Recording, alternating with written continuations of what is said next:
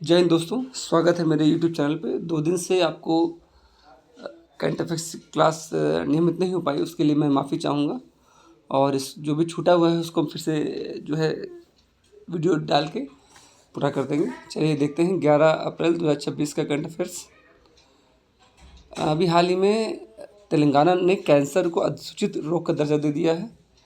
अब इससे क्या होगा कि जब हम किसी रोग को अधिसूचित का दर्जा दे देते हैं तो उसकी निगरानी आसान हो जाती है। अगर हम तेलंगाना की बात करें तो तेलंगाना 4 राज्यों से घिरा हुआ है: छत्तीसगढ़, आंध्र प्रदेश, महाराष्ट्र और कर्नाटक। कैंसर की बात करें तो पुरुषों में ओरल कैंसर और फेफड़ों का कैंसर मुख्य है, जबकि महिलाओं में ब्रेस्ट कैंसर और सर्वाइकल कैंसर मुख्य है। आगे बात करते हैं विक्रमादित्य वैदिक घड़ी के बारे में। कहा भी हाल ही में काशी विश्वनाथ मंदिर वाराणसी में विक्रमादित्य वैदिक घड़ी स्थापित की गई है, जिसका इनॉग्रेशन मध्य प्रदेश के मुख्यमंत्री मोहन यादव द्वारा किया गया। साथ में योगी जी भी उपस्थित थे। और ये जो वर्तमान गणना प्रणाली है उससे अलग 24 घंटे की प्रणाली के विपरीत सूर्योदय से सूर्योदय तक को कैलकुलेशन करता है, और इस प्रत्येक दिन को 30 मुहूर्तों में डिवाइड किया जाता है। हर मुहूर्त में 48 मिनट होते हैं। प्राचीन भारतीय काल गणना प्रणाली को पुनर्जीवित करना आगंतुकों को भारतीय पारंपरिक वैज्ञानिक एवं खगोलीय ज्ञान से परिचित कराना होता है। बात करते हैं पैक्स सिलिका की। एआई और सिलिकॉन आपूर्ति श्रृंखला हेतु एक गठबंधन है पैक्स सिलिका, और अभी हाल ही में भारत इसमें शामिल हुआ है। भारत ने फरवरी 2026 में एआई इम्पैक्ट समिट के दौरान औपचारिक रूप से पैक्स सिलिका में शामिल होने की मंजूरी दे दी है। अगर पैक्स सिलिका की बात करें तो इसका उद्घाटन शिखर सम्मेलन दिसंबर 2025 में वाशिंगटन डीसी में हुआ था। इसका मुख्य उद्देश्य है कि जो भी क्रिटिकल मिनरल्स हैं, चाहे वो एआई में आवश्यक हों, चाहे वो रोबोटिक्स में आवश्यक हों, मशीन लर्निंग में आवश्यक हों, ईवी में आवश्यक हों, उसके लिए उनके खोज, उनके अन्वेषण, उसके लिए सप्लाई चेन की पूरी व्यवस्था करना। जिसमें भाग लेने वाले देश हैं वो हैं जापान, दक्षिण Korea, Singapore, Netherlands, United Kingdom, Israel, संयुक्त अरब अमीरात और ऑस्ट्रेलिया।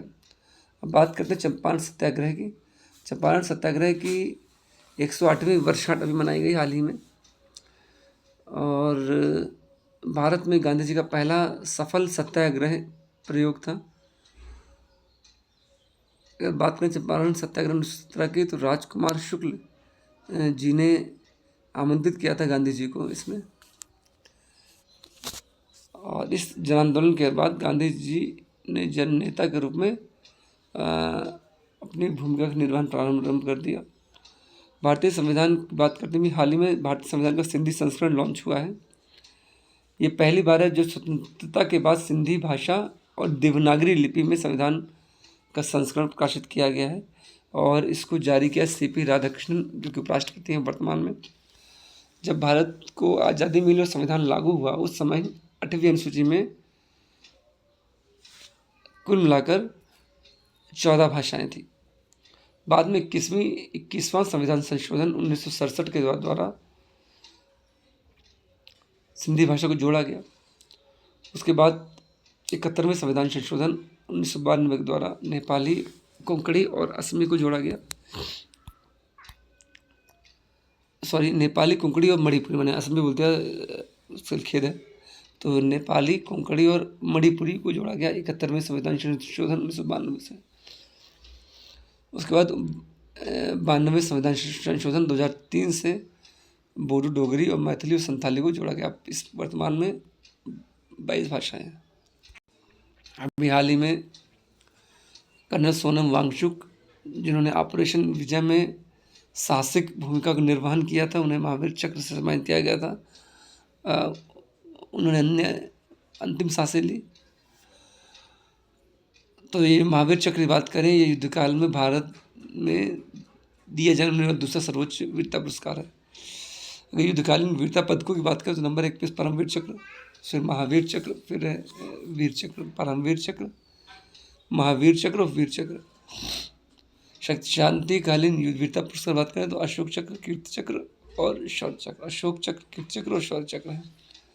सत्यशोधक समाज की बात करते हैं। सत्यशोधक समाज की स्थापना 1873 में हुई थी और सत्यशोधक समाज की स्थापना की थी ज्योतिबा फुले ने, जिनका जन्म 11 अप्रैल 1827 को हुआ था। 1848 में पुणे में अपनी पत्नी सावित्रीबाई फुले के साथ उन्होंने मिलकर पहला कन्या विद्यालय स्थापित किया। 1855 में संध्या विद्यालय पुणे में ही स्थापित किया, जो मजदूरों, किसानों और महिलाओं के लिए आरंभ किया गया था। इन्होंने किताब लिखी थी गुलामगिरी, जो बहुत फेमस किताब है। इस ज्ञानी जो प्रकाशन है वो तृतीय रत्न 1855, पुवाड़ा शिवाजी 1869, गुलामगिरी 1873,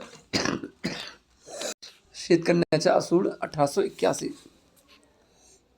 इनकी जो प्रेरणा थॉमस पेन की द राइट्स ऑफ मैन है 1888 में विट्ठल राव कृष्ण जी वाडेकर द्वारा महात्मा की उपाधि ने प्रदान की गई।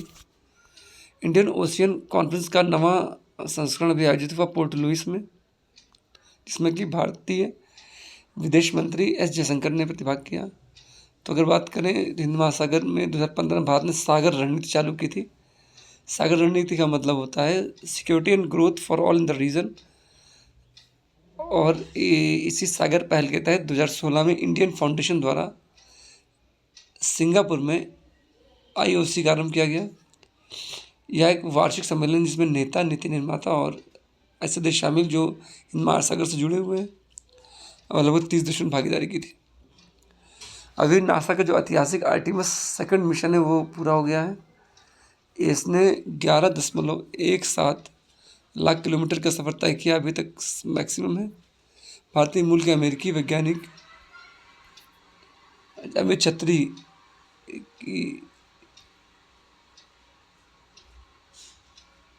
की इसमें महत्वपूर्ण भूमिका रही है।